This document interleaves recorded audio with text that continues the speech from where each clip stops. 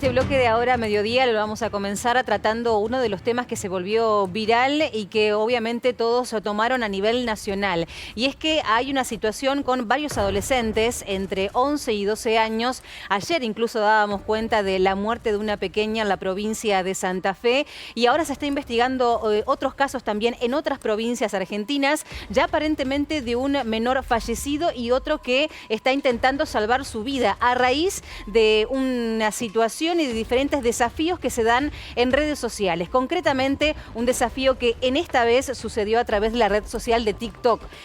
Vamos a charlar a continuación con Alejandra Iriarte. Ella es directora de Protección de Derechos Humanos y Asuntos Jurídicos de la Defensoría del Público para ver cuál es la regulación que existe, si es que existe, a nivel nacional respecto del manejo y de la información que circula a través de las redes sociales. Alejandra, ¿cómo estás? Muy buenas tardes para vos. Hola, buenas tardes, ¿cómo estás? Bueno, Bueno, ahí te sí. escuchaba, ¿me escuchás bien, no? Sí, perfecto.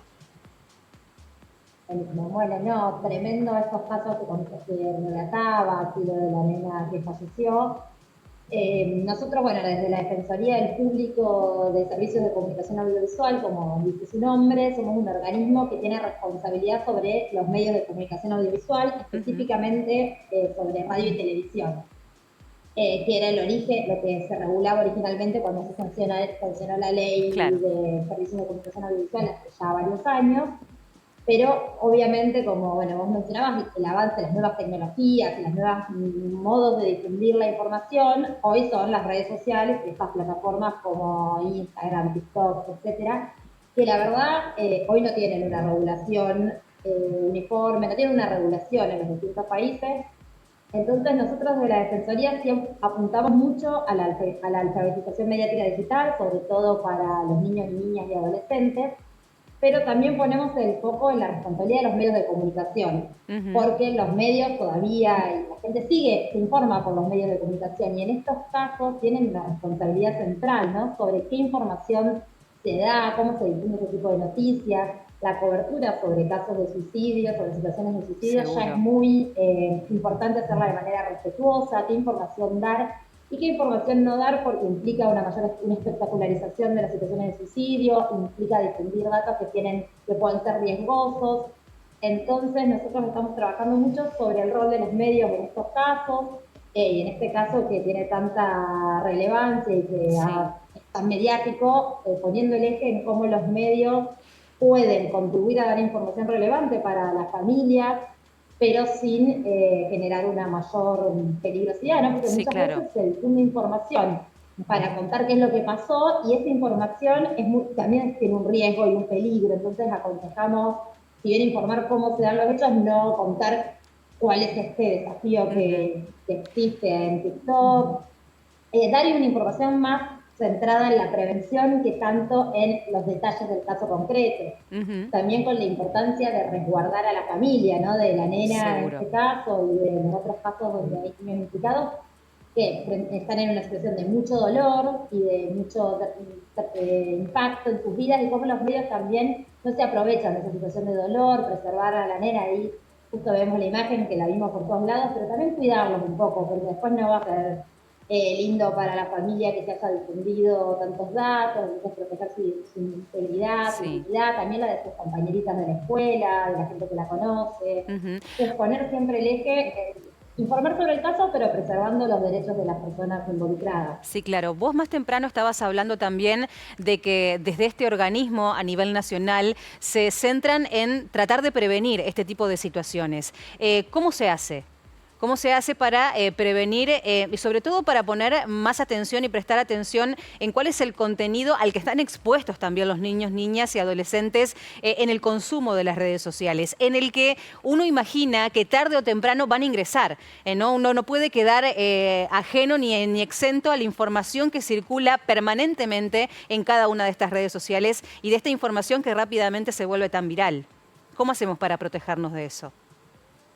Claro, mira, bueno, como te contaba, nosotros el organismo tiene estas funciones específicas sobre los medios no tradicionales, pero sí creemos que la herramienta en estos casos es la educación, que en las escuelas haya educación mediática, que se conozca cómo funcionan las plataformas, que se conozca qué riesgos implican, porque esto que vos decías, hay un punto en que es inevitable que en algún momento accedan, pero hacerlo como audiencias formadas en derecho, que conozcamos qué estamos consumiendo, que se conozcan cuáles son los riesgos que hay, que puede haber en las redes sociales, los riesgos que puede haber en WhatsApp, en distintas plataformas, y eso implica una alfabetización mediática, que no, una alfabetización digital, que hoy quizás tenemos que desarrollar todos, es responsabilidad de las escuelas, de los organismos de educación, de las familias, pero de todos, como ser audiencias más activas, conocer los riesgos que implica, no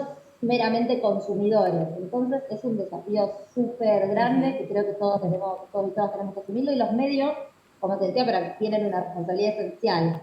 Entonces ahí es donde nosotros decimos, a veces, en vez de mostrar tanto el caso concreto, llamar a algún especialista en redes sociales, algún especialista en plataformas digitales que pueda contar qué información circula, dónde estar atentos, qué pueden las familias prever y qué los mismos niños y niñas pueden estar atentos, porque también hay que dar información dirigida a ellos, no pensarlo solamente como pasivos, sino como audiencias activas, y sobre todo cuando son adolescentes, ya niños, infancias en desarrollo, con mayor